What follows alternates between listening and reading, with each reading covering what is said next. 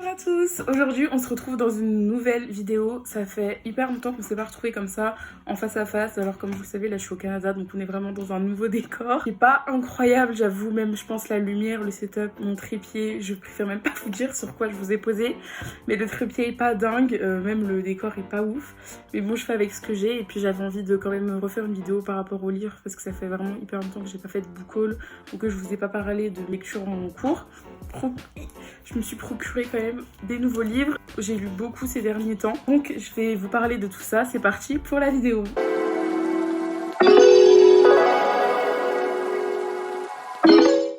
Donc on va commencer avec le mini book haul. On commence par Le Parasite, La Guêpe de Marie-Ève Bourassa. Donc c'est une écrivaine canadienne, donc je voulais un peu voir l'écriture canadienne un petit peu, si c'est différent, c'est sûrement différent donc de l'écriture française. Donc j'étais vraiment curieuse par rapport à ce livre et il a l'air super intéressant, donc je vais vous lire le petit résumé. Antoine Rivard n'est plus et toute la ville de Saint-François de l'Avenir est sous le choc.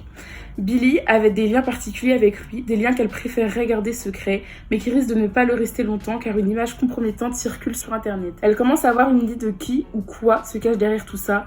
La Guêpe, une mystérieuse appli, semble se nourrir de la vie privée des jeunes et de leur fascination pour celle des autres. Billy, Greg, Zach, Kat et Steven n'ont pas forcément d'atomes crochus, mais ils n'auront pas d'autre choix que de s'allier pour tenter de comprendre ce qui est arrivé à Antoine. Donc c'est une histoire qui a l'air très mystérieuse et qui parle du coup des revanches un peu sur internet, la vie privée, qu'on expose la vie privée des autres et tout ça. Et j'adore le côté internet, qu'on n'est jamais en sécurité avec les réseaux sociaux, tout ce qu'on poste s'arrête, que les gens peuvent facilement procurer nos données, les remettre sur internet. Et du coup franchement ça m'a vraiment attirée. Pourtant c'est vraiment pas le genre de livre que je lis d'habitude, mais j'ai lu 37 pages et bon, ça fait longtemps que j'ai pas continué, mais le début m'intéresse vraiment, donc il faut vraiment que je continue. Ensuite on passe au deuxième livre, un livre que je veux me procurer depuis hyper longtemps.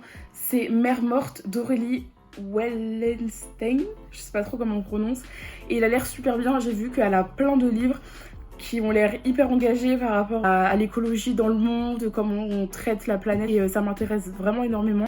Donc surtout ça, j'ai vu, il y a l'air d'avoir un petit peu de la romance, puis c'est en mer. Donc du coup je voulais trop me le procurer, et quand je l'ai vu en librairie, donc pareil je l'ai acheté ici au Canada, quand je l'ai vu, je me suis dit bon, je peux pas repartir sans, du coup je l'ai acheté. Alors la folie humaine a finalement eu raison des mers et des océans. Retranchés dans des bastions isolés, les hommes doivent maintenant faire face à un nouveau danger, le déferlement de marées fantômes, charriant les cadavres des animaux marins disparus, avides de vengeance. Requins, dauphins, raies, tortues et autres reviennent par vagues, arracher leurs âmes aux derniers humains. Seuls les exorcistes parviennent encore à les protéger.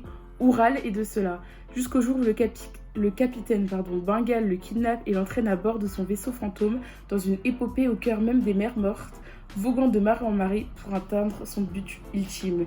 Et ça a l'air super intéressant, et comme vous voyez ça parle d'écologie, on voit que la nature reprend ses droits sur l'humain et ça a l'air super intriguant et j'ai super hâte de le lire. Ensuite, en troisième que je me suis procuré ici, c'est Sur nos traces d'Alban Groot.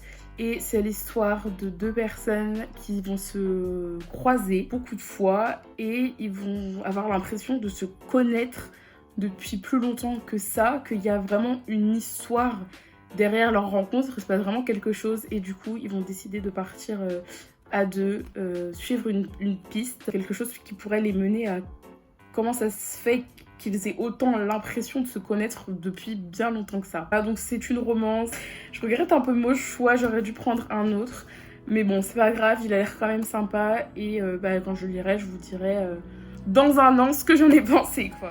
Ensuite, il y a Zé, et ça a l'air d'être assez pour les jeunes, mais ça avait l'air quand même hyper intéressant. Donc du coup, c'est l'histoire de Zé, une jeune fille qui chaque matin, quand elle se réveille, elle est dans un nouveau corps, une nouvelle peau, donc elle doit s'adapter. Et malheureusement, en fait, Zé, elle va faire preuve d'études par des scientifiques. Du coup, elle va devoir fuir les personnes qui la recherchent, qui la suivent. Et du coup, Zé, cette personne, malgré le fait que chaque jour qu'elle n'ait pas vraiment de corps, en fait, elle a quand même envie d'essayer de s'intégrer, donc voilà, on va voir un peu ce qui va lui arriver.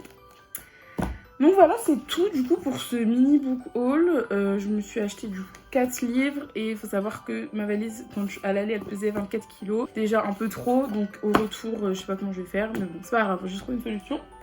Et maintenant, je vais parler de mes lectures que j'ai lues depuis, je sais même pas depuis quand elles datent, mais Il y en a qui datent vraiment d'il y a longtemps. Que je vais vous parler de tout ça maintenant, je vais vous donner mon avis. Je pense que je vais aller dans l'ordre de celui que j'ai le moins aimé à celui que j'ai le plus aimé. Les livres, je les ai pas en physique avec moi. Il y en a que j'ai lus en e-book et il y en a d'autres qui sont tout simplement chez moi. Donc que j'ai lu quand j'étais chez moi, du coup je les ai pas en physique. Je vous mettrai là ou là la couverture quand même pour que vous voyez de quoi je parle. En dernière position, j'ai mis le pavillon, je sais même plus comment ça s'appelle, le pavillon des chimères, le tome 1, Golden Chain. Du coup, c'est l'histoire de Kin qui séjourne dans un château, qui s'ennuie. Un jour, il va faire la rencontre de Saharam qui a été kidnappé, emmené devant la cour royale parce qu'il recherche son frère disparu depuis des années. Et il va un peu être le prisonnier de Kin pendant un certain temps. Sa tribu, en fait, il faisait partie d'une tribu qui a été clairement exterminée. Voilà, franchement, je vous en parle parce que je l'ai lu, mais j'ai vraiment pas grand chose à dire par rapport à ce livre. Je l'ai trouvé que c'était ennuyant, je l'ai pas fini. Et ouais, j'ai vraiment rien de plus à dire. Si ça vous intéresse, en fait j'étais attirée par la couverture et parce qu'il y avait des illustrations dans le livre. Je me suis dit ça a l'air trop bien et je sais pas, genre dès que maintenant je vois le mot prince, ça me fait penser à Prince Captif. Et vu que Prince Captif c'est mon livre préféré, en fait je suis vraiment trop accrochée à ce livre. Et dès que je vois le mot prince, je me dis oh peut-être que ça va ressembler à Prince Captif, du coup j'achète. Mais pas du tout, vraiment pas du tout. C'est juste une perte de temps. Du coup j'ai vraiment pas aimé, j'ai dû mettre 1 ou 2 étoiles. Et voilà, donc personnellement, je ne le conseille pas, mais si vous connaissez ce livre et que vous avez aimé, bah, tant mieux pour vous, c'est chacun chez ses goûts, mais c'est vrai que moi je n'ai pas plus accroché que ça. Ensuite, j'ai mis Mémoire d'elle, donc Mémoire d'elle prend place dans les années 1960. On va suivre une jeune femme qui a des enfants, qui est mère au foyer, donc déjà en plus c'est à l'époque, donc vraiment que c'est la femme à la cuisine, elle s'occupe des enfants, elle s'ennuie un peu dans sa vie. Bien, un jour il va y avoir des nouveaux voisins. Elle va faire la rencontre d'une autre femme au foyer. Je vous promets que je me rappelle même plus des prénoms. C'est une honte. Et dans le résumé, il n'y a pas écrit les prénoms. Donc voilà, on va l'appeler Fama Fatbé. Et les 2 jeunes femmes vont devenir amies. Et elles vont parler un peu de leurs problèmes avec leur mari. Parce qu'elles se rendent compte qu'elles ont un peu la même vie, le même parcours. Donc elles vont devenir amies. Mais je sais pas, j'ai pas accroché. C'était lent, c'était... J'ai pas aimé, pareil, j'ai pas fini ma lecture et c'est hyper rare que j'arrête mes lectures. Mais c'est vrai que là, j'ai vraiment eu du mal. Ensuite, j'ai mis Le charme des Magpies, tome 1 pour ceux. Pour regarder ma vidéo, j'avais fait un book haul où je parlais de... je vous mettrai le petit i. J'avais fait un book haul sur ce livre et j'étais trop enthousiaste à l'idée de le lire. Mais au final, pareil, j'ai dû mettre 3 étoiles, c'était sympa. Mais sans plus. C'est l'histoire de Lucien qui a une malédiction en fait sur sa famille, c'est que il essaye toujours de sauter la vie, il s'en rend pas compte, il est plus maître de lui-même et au bout d'un moment, il en peut plus, il en a marre, donc il va faire appel à l'aide à Stephen Day, donc c'est un espèce de magicien qui va essayer de trouver une solution pour en fait enlever cette malédiction. Grâce à ce Stephen Day, il va un peu découvrir ce qui se passe et qui a jeté ce sort. Et pareil, j'ai pas été plus emballée que ça par l'histoire, mais je l'ai terminée. Et ouais, je vais pas acheter les autres tomes, je vais pas acheter le tome 2, je crois que c'est une trilogie. Ensuite, du coup, j'ai mis Entre amour et haine, donc c'est un enemies to lover, hein. C'est pour ça que j'avais acheté, mais j'ai cherché comme ça un peu le enemies, mais bon, c'est pas grave. C'est l'histoire de 2 garçons qui étaient meilleurs amis, qui du jour au lendemain en fait ont arrêté leur amitié, et on ne sait pas pourquoi. Et un jour, il y a quelque chose qui va faire qu'ils vont reprendre contact et qui vont... continuer à se parler, reprendre ses amitiés. J'ai trouvé qu'en fait, ils sont redevenus amis tellement facilement que j'étais là. Nous, on n'a pas vraiment vécu cette haine qu'il y avait entre eux. Et vraiment, c'est limite, salut, on redevient copains. Oui, vas-y, c'était presque ça. Et je sais pas, j'avais envie de plus d'ennemis, j'avais envie de plus de souffrance. Pareil, j'ai pas accroché. Et celui-là, j'ai dû pas mettre beaucoup aussi. J'ai dû mettre 2 ou 3. Et voilà. Ensuite, on commence à rentrer dans ce que j'ai un peu plus apprécié. J'ai dû mettre, ouais, on est toujours aux alentours de 3 étoiles, hein. Royal Bodyguard, donc j'ai lu 2 livres de Aimé Lou. J'ai lu Royal Bodyguard et Esprit d'équipe que j'ai mis juste après. C'est l'histoire du prince héritier qui va avoir un accident et à son réveil, il va avoir tout oublié des 2 ou 3 dernières années de sa vie. Quand il revient dans le palais, il y a plein de têtes qu'il reconnaît pas, plein de souvenirs qu'il a oubliés. Le problème, c'est qu'il y a un garçon qui se rappelle très bien de lui, c'est son bodyguard qui s'appelle Nine. Et entre les 2 jeunes hommes, il s'est passé certaines choses, sauf que Nine, il veut pas rappeler au prince en fait ce qui s'est passé entre eux pour éviter plein de problèmes. Vivre en fait de deux côtés, on va avoir un qui a tous ses souvenirs et qui en souffre, et un autre qui a perdu ses souvenirs et qui en souffre aussi. L'histoire était en vrai plutôt sympa. C'était pas ennuyant, ça se lit assez vite, mais j'ai pas plus accroché que ça avec les personnages. Ensuite, on va passer à Esprit d'équipe. Esprit d'équipe, j'ai déjà plus aimé. J'ai séparé C'est un Enemies to Lover entre Elliot et Tarek.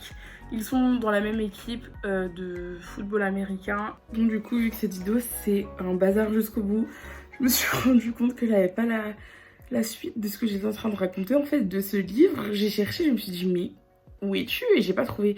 C'est un Enemies to Lover de deux garçons qui sont dans la même équipe de football américain. Et dès qu'ils sont dans une même pièce, ils peuvent pas se saquer. À chaque fois, ça se clash. Et un jour, ils vont être amenés à passer du temps ensemble. Et petit à petit, on va se découvrir un peu pourquoi ils s'aiment pas, ce qui se passe. Et c'était une histoire quand même assez sympa. Et c'était quand même, j'ai passé quand même une bonne lecture, un bon moment. Et ça se lit quand même super vite. Je viens de me rendre compte que ça fait 10 minutes que je parle dans le vide. Et qu'en fait, j'avais oublié d'appuyer sur le bouton play. Bon, c'est pas grave, je vais recommencer. Du coup, ce que je racontais, c'était qu'on va rentrer dans mon top 3 et sur le podium en 3ème position, j'ai mis Amande de Yeon Byung-son, une autrice coréenne. Et en fait, c'est l'histoire de Yeon-jae, 16 ans, qui a une maladie, son amygdale cérébrale, son amande, elle ne fonctionne pas bien. Et alors non, c'est pas un autiste. C'est une autre forme encore de maladie rare que j'avais jamais entendu parler. Et dommage, je n'ai pas mon livre avec moi parce que j'avais fait plein d'annotations sur cette maladie. Et j'ai découvert plein de trucs grâce à ce livre et j'étais trop contente. Mais bon, je ne l'ai pas avec moi donc c'est pas grave. Mais pour ceux que ça intéresse, vous pouvez toujours faire des recherches sur internet. On va suivre l'histoire de ce jeune garçon qui du coup a son amygdale est mal développée. Donc il ne sent rien, il ne ressent pas la tristesse, il ne sent pas la colère, il ne ressent pas l'amour, la joie. Il ressent absolument rien. Du coup il va devoir apprendre à vivre dans la société et à interagir avec les autres en faisant semblant en fait. Clairement il vit comme un robot. Il va faire la rencontre d'un jeune homme qui s'appelle Gon et ce garçon là il va être vraiment ébahi en fait par Yoon-jae parce qu'il va se dire mais comment c'est possible de vivre comme ça parce que tu ressens vraiment rien et il va essayer de lui faire ressentir des émotions parfois de susciter de la peur chez lui ou de l'empathie. Et il va vraiment essayer de se démener pour qu'il ressente quelque chose. Et j'ai vraiment trop kiffé ce livre, il était super intéressant. On suit en fait l'évolution de ce personnage et même nous on essaie de se mettre à sa place.